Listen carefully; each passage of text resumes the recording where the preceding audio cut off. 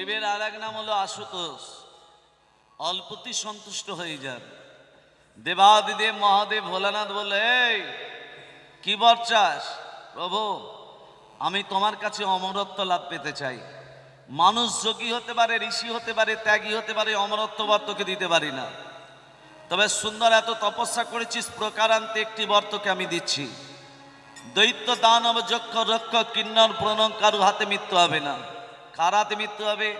তুমি যাকে প্রাণাদিকে ভালোবাসো তার গর্ভের সন্তানের হাতে। এই জায়গাটা লক্ষ্য রাখুন। ভোলানাথ বলল না যে দেবকীর অষ্টম গর্ভের সন্তান হাতে মৃত্যু হবে, বলল কি যে তুমি যাকে প্রাণাদিকে ভালোবাসো তার গর্ভের সন্তান হাতে মৃত্যু হবে। মহারাজ কংস মনে মনে ভাবলো আমি অমরত্ব লাভ করেছি। নারীদের ওপর অত্যাচার শুরু করলো, দেবদেবীর ওপর অত্যাচার শুরু করলো। শুধু তাই নয়, কংসের পিতা উগ্রসেনকে পর্যন্ত কারাগারে বন্দী করলো। এইদিকে দেবক রাজার কন্যা দেবকী যখন বড় হয়েছে, মহারাজ কংস খোঁজ করতে করতে বসুদেবের সন্ধান পেলেন। আজকে বসুদেবের সঙ্গে দেবকীর বিবাহের যোগ ঘটাচ্ছেন মহারাজ কংস। ওমা, বিয়ের সময় কি হয়? কবে হয়ে যার মনে আছে? হরে কৃষ্ণ। বিয়ের সময় কি হয় গো? উলুধ্বনি শঙ্খধ্বনি দেয় যত কাতরমণি, উলুধ্বনি শঙ্খধ্বনি দেয় যত কাতরমণি, উলুধ্বনি শঙ্খধ্বনি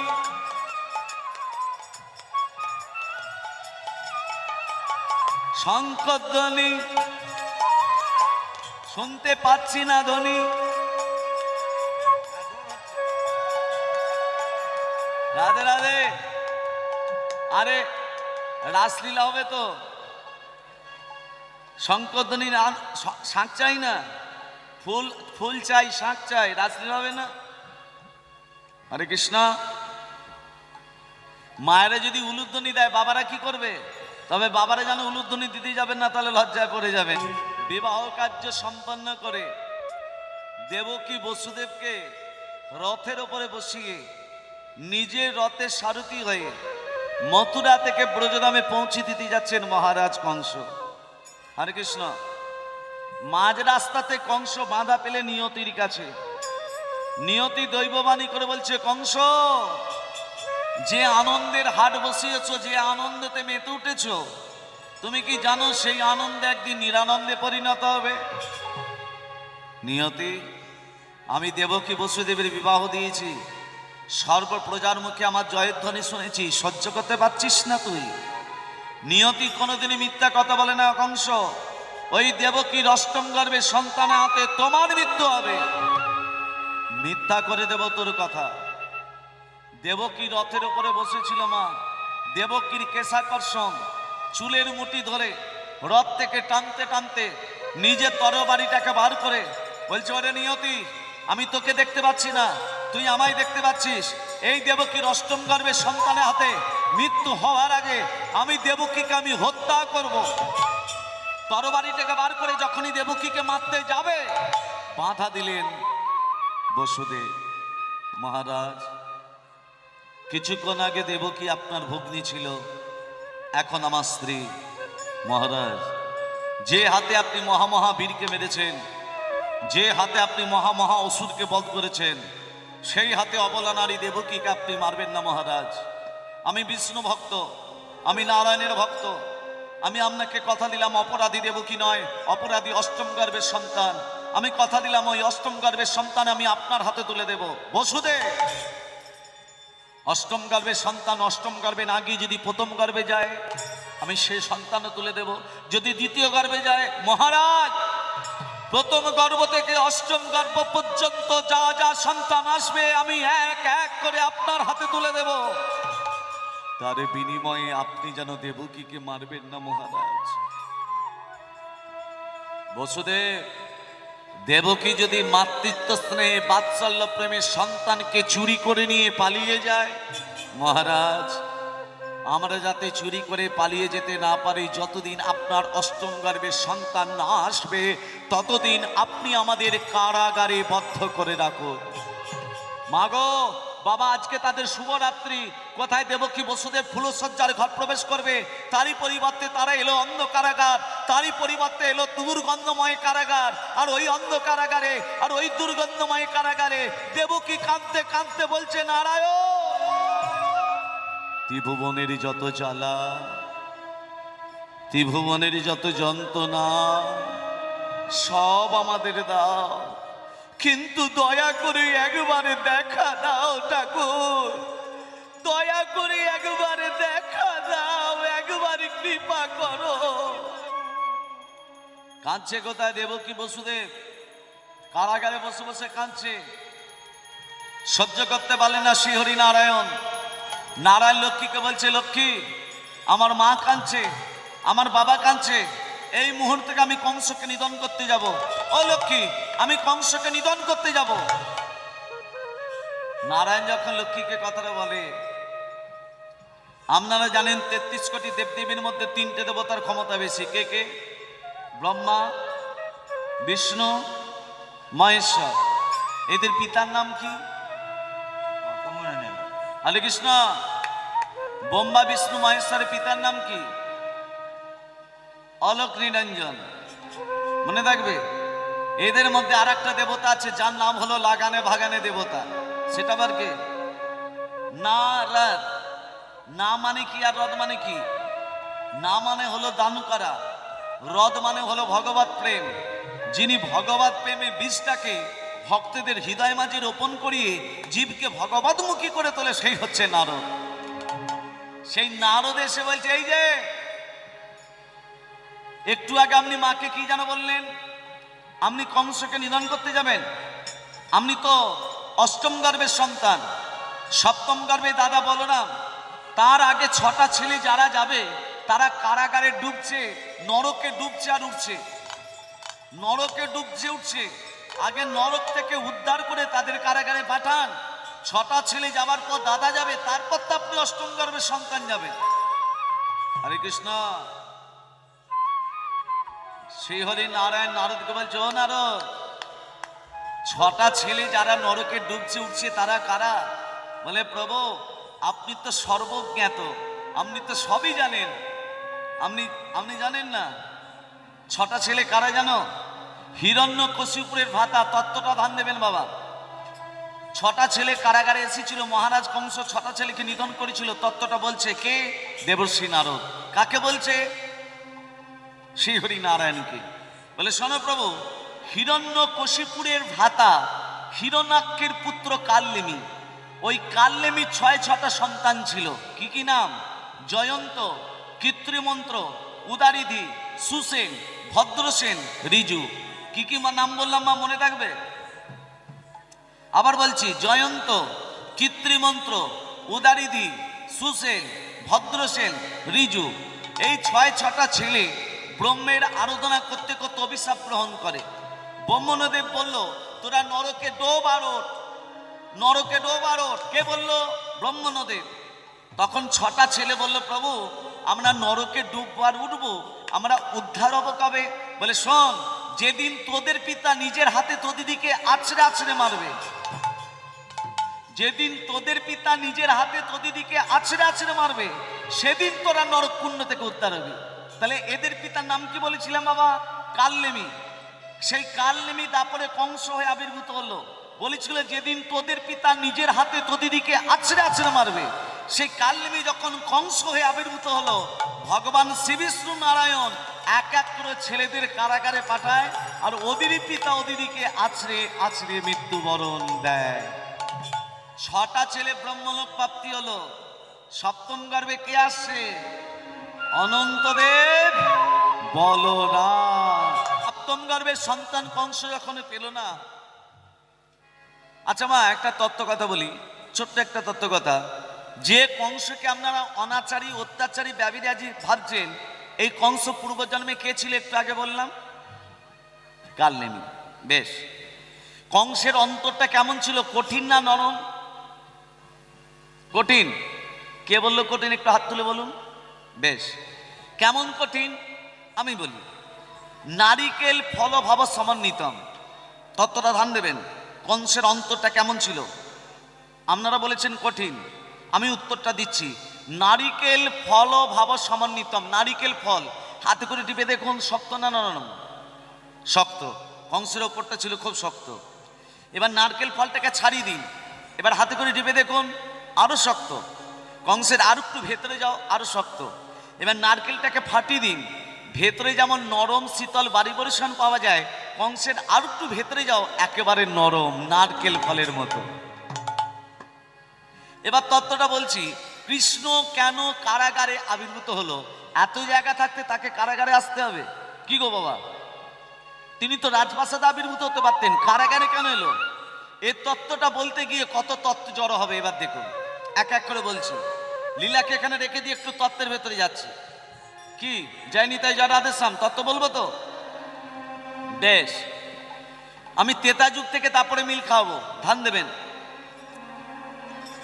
লক্ষণকে যখন শক্তিশালী বিদ্ধ করা হলো, সূর্য উদিত হলেই লক্ষণও মরে যাবে, মারা যাবে না? সূর্য উদিত হলেই লক্ষণ মারা যাবে। রামচন্দ্র লক্ষণকে কোলে নিয়ে বলছে, ভাই, এ ভাই, ভাই একবার দাদা বলে ডাক, এ ভাই একবার কথা বল। ও থোরে লক্ষণ, ভাই পদরে বস, তোর সোনার অঙ্গ কেন ধুলাতে ওঠরে লক্ষণ, পদরে বসন, সোনার অঙ্গ কেন ধুলাতে শয়ন। ওঠরে লক্ষণ, পদরে বসন, সোনার অঙ্গ কেন ধুলাতে শয়ন। দেশে ফিরে গেলে জিজ্ঞাসিবে মাতা, তুই ফিরে এলি না, লক্ষণ গেল কোথায়? দেশে ফিরে গেলে জিজ্ঞাসিবে মাতা, তুই ফিরে এলি না, লক্ষণ গেল কোথায়? দেশে ফিরে গেলে জিজ্ঞাসিবে মাতা, তুই ফিরে এলি না, লক্ষণ গেল কোথায়? দেশে ফিরে গেলে জিজ্ঞাসিবে মাতা, তুই ফিরে এলি না, লক্ষণ গেল কোথায়? কি বলে বলিব, মায়ের সান্ত্বনা দিব, শুনে মায় আমার জুড়াবে জীবন। কি বলে বলিব, মায়ের সান্ত্বনা দিব, শুনে মায় আমার জুড়াবে জীবন। ওঠরে লক্ষণ, পররে বসন, সোনার অঙ্গ কেন ধুলাতে শয়ন। ওঠরে লক্ষণ, পররে বসন, সোনার অঙ্গ কেন ধুলাতে শয়ন। হরিনাম সংকীর্তন যেখানে হয় সেটাই হলো বৃন্দাবন।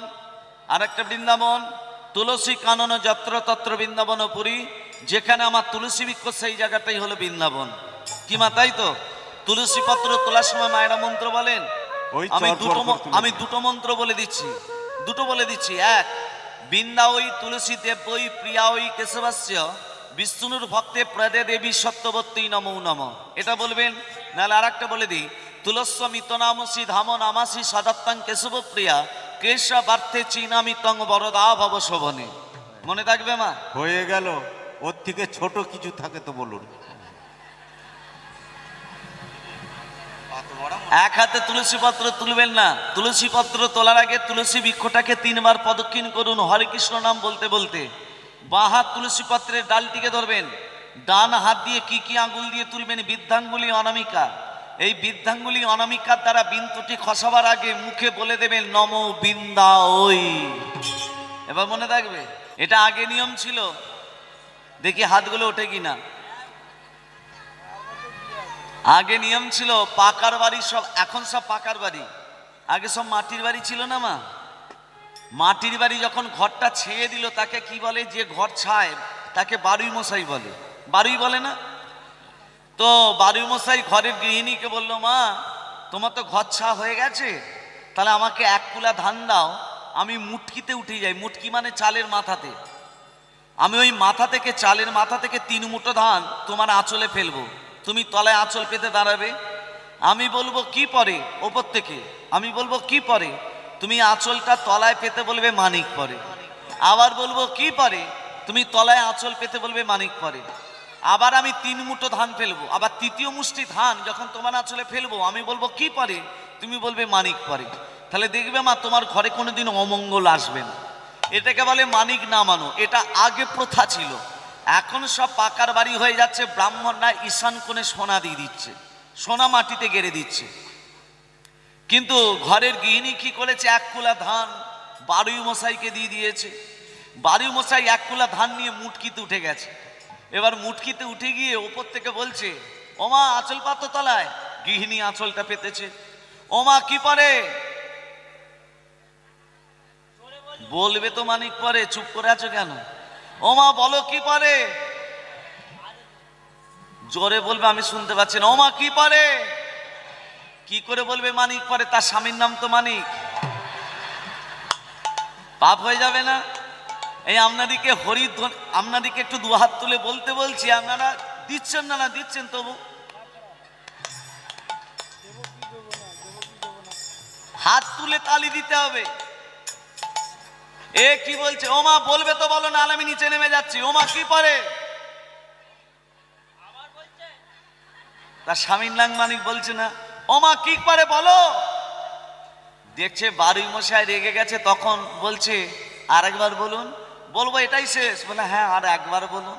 ওমা কি পারে, ছেলের নাম ছিল খ্যাপা, বলছে খ্যাপার বাপ পরে। তাহলে মানিক নামলো, ওই খ্যাপার বাপই পড়লো। এই হরিনাম যজ্ঞে যারা হাত তুলে দিচ্ছ না, তাদের খ্যাপার বাপ করার মতো হবে।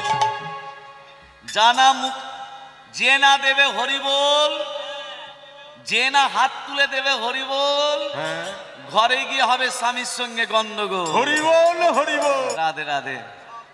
না না আর ঠকাবো না, এবার লীলার ভেতরে যাচ্ছি। হরে কৃষ্ণ। লীলাটি কি কি তত্ত্ব কথাগুলো বলেছি মনে আছে? আম পাতা, এর পরের বছর থেকে আমি অনুরোধ করব, সারি সারি ভাবে যেন আম পাতা দেওয়া হয়। আম পাতা দিতে হয় কেন? আম্র শাখা যে কোনো পূজাতে লাগে কেন? এটা হলো প্রথম তত্ত্ব। দ্বিতীয় তত্ত্ব, কৃষ্ণের কটা হাত? 4টে হাত। আমরা দেখছি কৃষ্ণের 2টো হাত, আর 2টো হাত গেল কোথায়? তৃতীয় তত্ত্ব, 6টা ছেলেকে মহারাজ কংস আছড়ে আছড়ে মারলো, তাদের নাম কি? তাদের বাবা মায়ের নাম কি? তারপরের তত্ত্ব কি বলেছিলাম? হনুমান গন্ধমাদন পর্বতে ঔষধ আনতে গেছিল, 4টে ঔষধ, কি কি নাম? শুধু বিশল্যকরণী জানি, আর 3টে জানি না। সেই 3টে ঔষধের নাম কি? আর 3টে।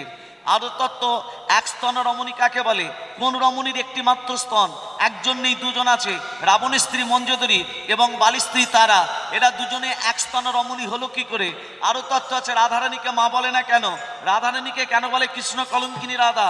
রাধারানীর সঙ্গে বিয়ে হয়েছিল আয়ন ঘোষ। পূর্বে কে ছিল? মালা বদল যখন হয়, রাধে রাধে, এই যে আগে মালাটা কে দেয়, বর না কনে? কনেকে কেন আগে মালা বদল করতে হয়, এ তত্ত্ব আস্বাদন করবো শুধু। হ্যাঁ গো,